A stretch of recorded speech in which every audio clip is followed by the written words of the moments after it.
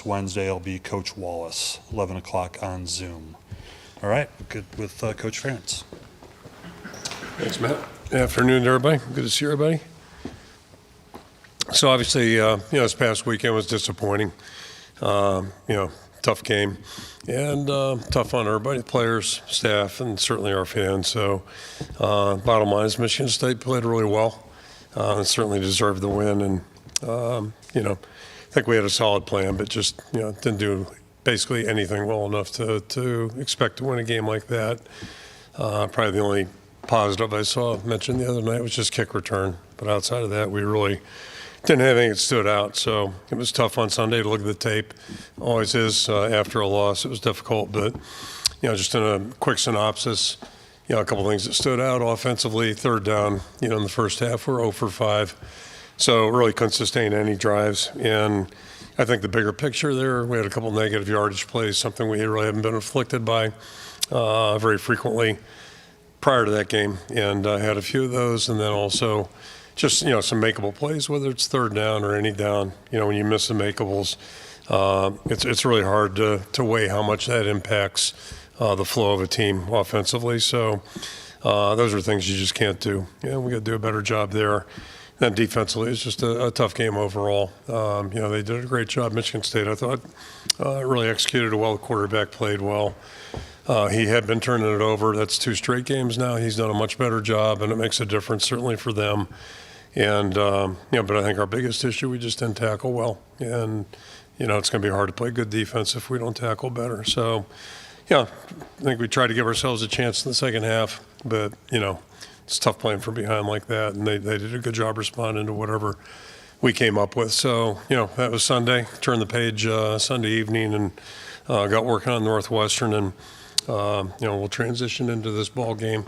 Captains are the same 4 guys. You got Jay Higgins and Quinn Schulte defensively, Luke Lachey and Cade McNamara offensively. And injury-wise, really nothing to report. Addison's going to be out for a while, Stranga, and then Bo will not make it this week. So we'll see what next week brings, but he definitely won't play this week. So, look at Northwestern, kind of typical, repeat comments, with them. They're tough. They're well coached. It really hasn't changed over the years.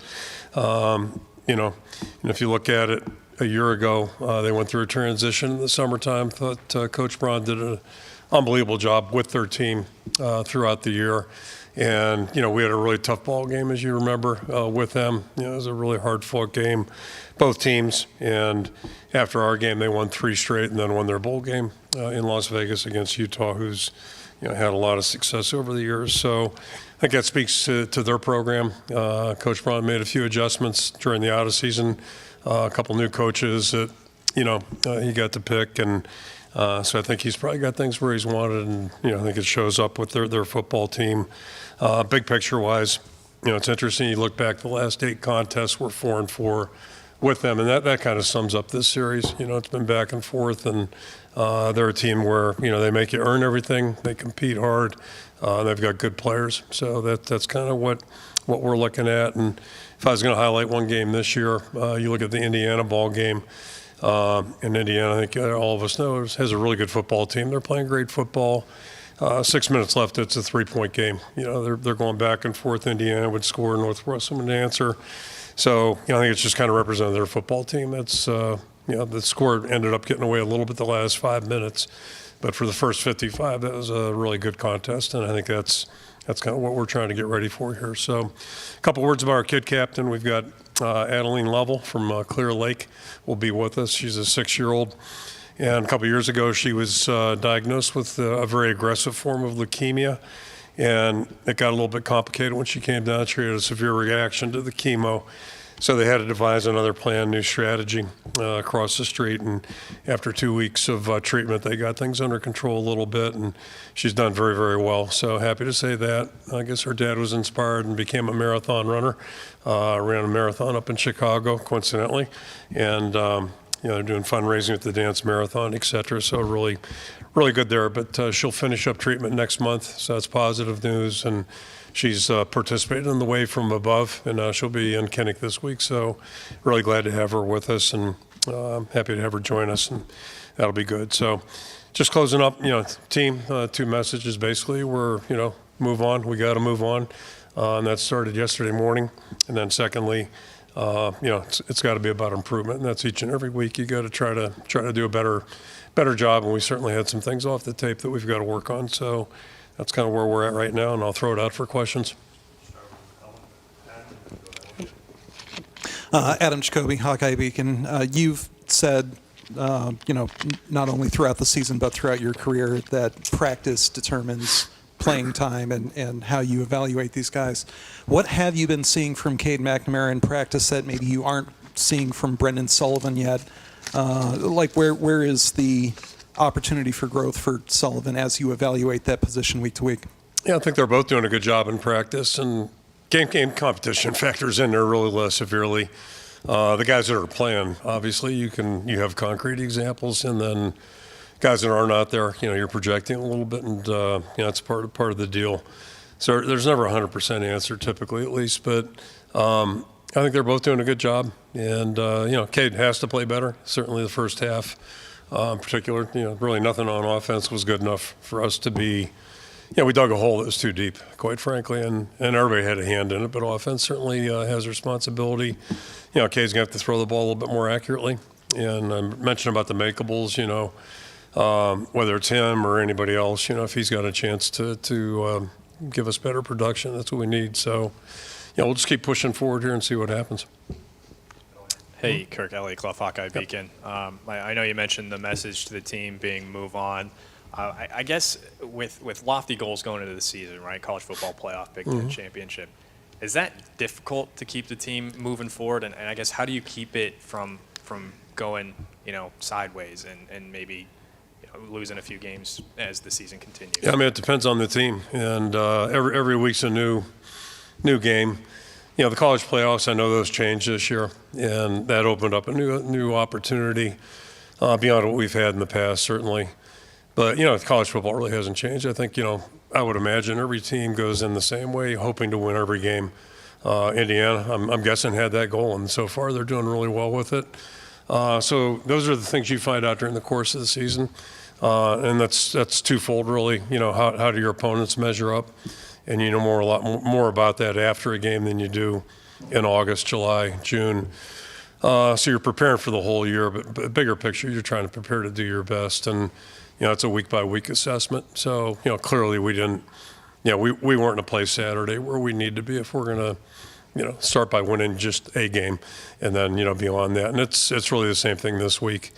We're playing a team that we've got a lot of respect for, and they've proven they're certainly capable. Really good win a couple weeks ago at Maryland. So, and Maryland just had a big win. So, it's week to week, and you just really have to stay focused on that. And the teams that do that the best probably are the teams that are going to be most successful. Hi, Kirk. John Steppe, John. Cedar Rapids Gazette. First of all, from an injury standpoint, following up, Castro and Cohen, you sounded optimistic about them on Saturday. Are they still on a good path for Saturday? They both practiced today, so I anticipate they're going to be okay. And Cohen's, we dodged a bullet there. I don't know if you're allowed to say that, but we did. That looked like it might be a little bit more serious on Saturday. But fortunately, he'll be fine. And then you were mentioning the issues of tackling. We usually aren't talking about that with this defense. Yep. Kind of what do you attribute that to? And do you see this as kind of a fixable problem for the next 5 games and for this week? Yeah, I used the term uncharacteristic on Saturday, and time will tell on that one, right? So if we get it straightened out and improve and do things that we've been doing well, if we can get back on that plane, then, it is uncharacteristic. Could be the start of a trend, hopefully not. And, it's like turnovers, in the past, talked about turnovers a little bit. We don't have a specific turnover drill. It'd be great if you could hit one, but, you do things that are based on the fundamentals. You practice fundamentals, certainly. And tackling's the same way. We probably tackle less. I'm talking about over the years, live tackling than anybody in college football, I would guess. I don't know what everybody else does, but we've done very little of it in the last 20-plus years. Yet we practice it. In drills and those types of things, and we've been pretty successful. But every game's a new opportunity, and we just weren't there. And it was, I don't know what happened, but it was a collective. It wasn't just like one position or one guy. It was just kind of a collective deal the other night. Chad Leistikow, Des Moines Register. Before I ask, just it sounded like Cade your starter for Saturday, correct? Yep, correct. As of right now, yep. Okay. Yeah. So you said they're both practicing well. Is there something specifically about, and the game results do matter to you at that position, but obviously Brendan hasn't gotten anything beyond the goal line stuff. What specifically about that Brendan is maybe holding you back from giving him that opportunity to have even just an extended look in a game? Yeah, I think probably the biggest thing is it's easier to talk about putting somebody in a game than just doing it, especially at that position. We've seen enough, I think, good things out of Cade to feel like he gives us our best chance out there. So that's really, it's like any position. Although this is obviously there's more eyes on this position, but I think he's done enough good things where we have confidence that he'll play well Saturday, and but we'll also keep an open mind. You have to, and we can't. We have to do better than we did the first 30 minutes the other night. We can't wait till the second half to start going here. So, we'll keep an open mind. But I have confidence in both of them, quite frankly. And when Brendan gets an expanded role, or if he gets an expanded role, I think he'll do well. David Eichel, HawkeyeInsider.com. Kirk, maybe this is kind of an odd question, but is it a skill for a player to be brutally honest when they evaluate themselves on tape? And is that a culture thing, or is that just maybe a maturity factor? I'm just kind of curious from your perspective what that process is kind of like. I think it's a life thing. I think all of us. I mean, we walk around thinking we don't have much to learn, then that's, it's probably you can probably leave a lot out there that maybe you could have enjoyed, or things you could have learned from. So, but the one nice thing about football, nice or not so nice, but the films are, really they are reality. And, you've heard that's so cliche, but it's so true. When you watch the most powerful teaching aid that all of us have in the meeting rooms is film. Because after practice, when you watch practice film, you know what happened, you see what happened. And it's interesting, we were having a conversation, one of the coaches and I the other day, 2 days ago, just about having the, iPads, or, what they have a different name for them, right? What do they call them?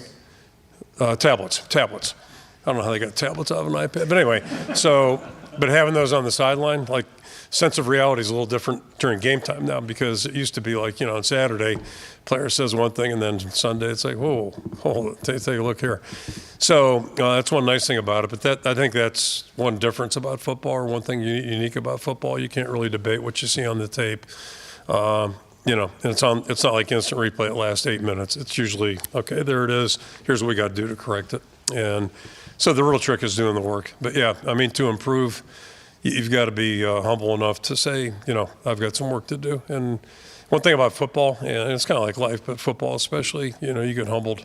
And if you're not up to par, chances are you'll get humbled immediately. Sometimes you get away with it, but not too often. Kirk, Tom Kakert, Hawkeye Reports. With the offensive line, you've talked a lot about couldn't microwave the experience. Yep.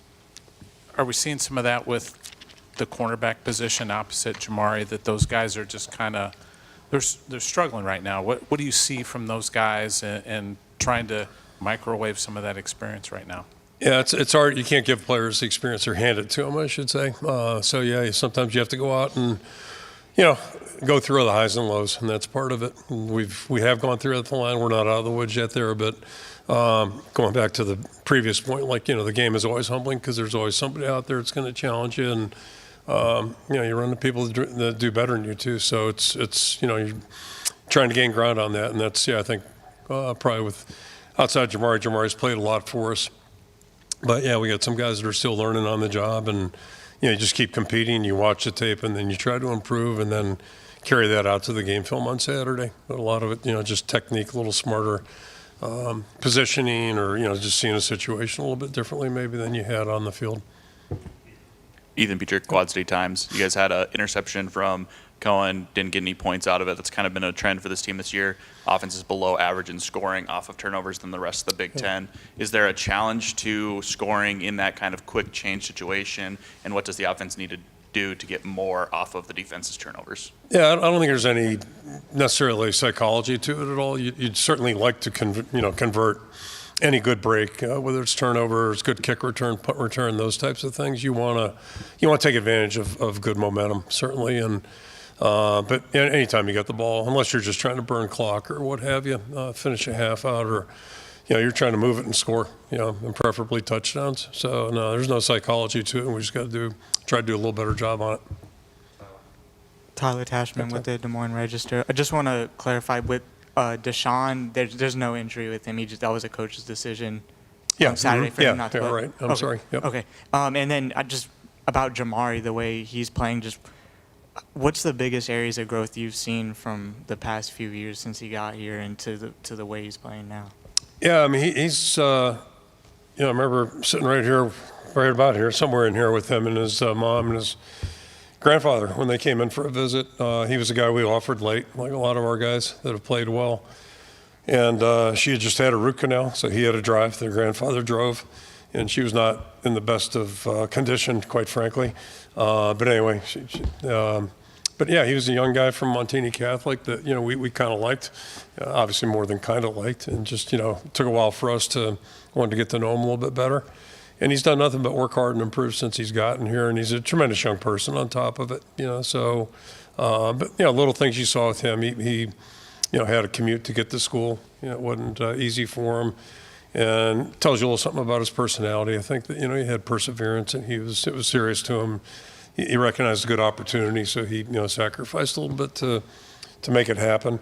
And, but he's worked hard. He's a really thoughtful young guy. He's got a lot going on that way, and that's a good thing. But that's part because he's older, too, and sees a little bigger picture than he did 4 years ago. But he's been a good leader for us, and, he's playing well for us out there. Owen Sebring with KGAN. I noticed at fullback, we've got Rusty listed as a starter this week. I don't know if Hayden's getting moved over to more tight end reps with Addison out, or what's going on with Hayden. I was also curious to hear a little bit more about Deshaun Lee, if that is I don't know if there was an injury thing on Saturday, there was not a lot seen of him on the field, so didn't know if it was disciplinary, something like that. No, nothing disciplinary at all. It's, Phil, the position coaches typically decide on rotations and who's going to go in, and a lot of that just is based on the feel of how the game's going. But no, Deshaun's in good stand. He's doing a great job. Good young guy. And, he's a little bit of a wall, so he's got to work through that. We're going to need everybody. Yeah, I know that. That's for sure. So he's doing well. As far as Hayden goes, Hayden's coming off that ankle from 2 weeks ago. He seemed to be fine. He was sore Sunday, a little bit sore yesterday, but he's fine today. So Addison's out, obviously, but the rotation, Hayden's still involved. Orth moves up to basically kind of take Addison's place in terms of what he was doing. And then John Pascuzzi also is involved. And then you got Rusty and Hayden, that H-back second tight end, or whatever you want to look at it. It's kind of, some of the stuff kind of blends together. And then obviously we'll probably do things a little different with Rusty in there, or Eli, as opposed to maybe one of the tight ends. Adam Jacoby, Hawkeye Beacon. It looks, with the struggles that the secondary's been having, it looks like a lot of teams have been attacking the outside, that sort of intermediate, deep, basically where the cornerback is handing off to safety a lot. Yeah. Does that come down to execution? Does that seem like other offenses are learning how to attack this defense schematically, or how do you look at a secondary that's now 83rd in the nation in pass yards allowed per game? Yeah, I didn't know that stat either, so hey, that's not good news. I kind of look at the thing more collectively, but yeah, I mean, clearly, the other night it wasn't a good night, 400 plus yards, and but again, when you aren't playing fundamentally sound, and part of what you're alluding to is just it's physical, but also communication sometimes, and everybody being on the same page, and that's what defense is all about. All 11 guys being tied on a string, if you will, and one thing complements the other. So if you get somebody out of place, you could create some voids and give up some things. We've fallen victim to that. We've also fallen victim to some really good play. You think about the Ohio State receivers and trying to defend those guys. So the biggest thing we got to do is just try to take care of what we can do detail-wise, technique-wise, and then try to match up against this opponent. And those are the challenges every week you face. Hey, Kirk, LA Clough, Hawkeye Beacon. I wanted to ask about Caden Weegan. I know you said he was kind of basically the only bright spot of the game the other night. Just a guy that came in from not only high school, but like he came from JUCO, was a walk-on, waited his turn behind Cooper DeJean in terms of punt return, and now he's a factor on offense and kick return and punt return. I just wanted to ask you about what you've seen from him in terms of his mindset, his willingness to wait, and now being impactful on punt return, kick return, and offense. Yeah, first of all, I mean, since he's been here, he just seems like he enjoys football, enjoys the group, being part of the team, and he's, typically a pretty positive guy. So, whether it's in meeting rooms or down working out, strength conditioning work, I can't say I've really seen him not upbeat very often since he's been here. And to your point, and that's a good point about him, having patience, because you got a guy like Cooper who's really exceptional. And I'm sure he would have loved to have been in there the last couple of years too, but being patient there and then stepping in, kind of the Jay Higgins story, and doing a great job. And he certainly did a nice job the other night. The irony the other night, I thought we would have it, silly me, I thought we'd have an opportunity in the punt return game. Based on what we had seen, I thought we had a real opportunity there to make some yards. I don't think they punted. So to take that off the table, and then flipping it over, they'd given up 4 returns, had 4 balls returned on this entire season. So I didn't think we'd necessarily get an opportunity. And then secondly, didn't really see the ball coming out the way it did. So it's a real credit to Weege and also the entire unit for blocking the way they did. Trying to find one positive thing to say about Saturday, so thank you. Yeah, no punts. Chad Leistico, Des Moines Register again. Brendan Sullivan is a 69% career passer, pretty low mistake guy, so he obviously can throw the ball. You had you mentioned the third down failures the other day. You had 2 3rd-and-1s and didn't bring him in the game. I'm curious why you don't use him in those situations, the 3rd-and-1s or 3rd-and-1.5s. Yeah, you could make that argument. Treat it like we've done that with the red zone, and you could make that argument. You can make it both ways. It's a little bit unsettling. Maybe bringing a guy in, and but I think I saw the Packers walking through the building. Kraft, I think, did a sneak, right? And apparently, I said that to one of our guys, and they said, well, I guess he did it in college too. I don't know if he's a high school quarterback, but yeah, I mean that's something you could consider for sure. And maybe it is something we need to look at. So. Yeah, I mean, we'll talk about it as a staff, but yeah, that'd be usually most of our stuff's a group decision, but Tim ultimately will make the call. Yep. Jeff Dubroff, KCCI Des Moines. Kirk, for different circumstances, in years past, feels as if there are question marks around the quarterback position, whether it be, who's starting or the play of the quarterback at the time. Do you think there's a common denominator there, or is it a string of maybe just bad coincidences that these conversations are being had? Well, I'm not sure I understand the question totally, but just about everything in general. Yeah. Typically, when they happen, it means you're not playing well enough to be undefeated or scoring as much as you like. I mean, I guess the best way I could say that is like a week ago, I didn't hear a word on Monday about we didn't play the quarterbacks right. So if you win and score points, typically things are well, and that's what an offense's job is to score points. Certainly the quarterback's the most prominent player on a offensive football team. And, the other night, we didn't do much at all, if anything, in the first half. So, I mean, you got to look at everything. And usually it starts with the quarterback, play calling. But we're assessing those things all the time. And if we had a exact answer that we knew was 100%, we'd be going with it. And, let's keep an open mind, keep playing and see what happens. Yep. John Steppe, Cedar Rapids Gazette. At left guard, saw Ellsbury starting and then saw Kate Pieper get some work in there. Yep. Kind of what prompted that? Is there an injury there, or is it just kind of getting Kate some time? And kind of along those lines, what have you seen from Kate that's really stood out this year? Sure. Yeah, I mean, obviously the injury was Bo being out, so, and that'll be the case this week too. So, we'll probably go the same way. Tyler's done a great job. I've talked about him a lot. Really has good position flexibility. And, he'll be our backup center this week, I would imagine, going into the game and start at left guard. And then Pieper's a young guy, obviously, a little different than kind of the exact opposite of Tyler. But really impressed us last year and had a really good spring ball and had a good camp. So, we think he's got a really good future right now. And so our plan the other night was to play both those guys, and we'll probably do the same thing this week. I mentioned Tyler being the backup center only because Cade's been working backup center too. But I don't think we want to have him doing two things this week. So we'll just keep him at guard and let Tar float around a little bit. And, his versatility, that part of that comes with his experience. He did a great job last year when Logan was out. Yep.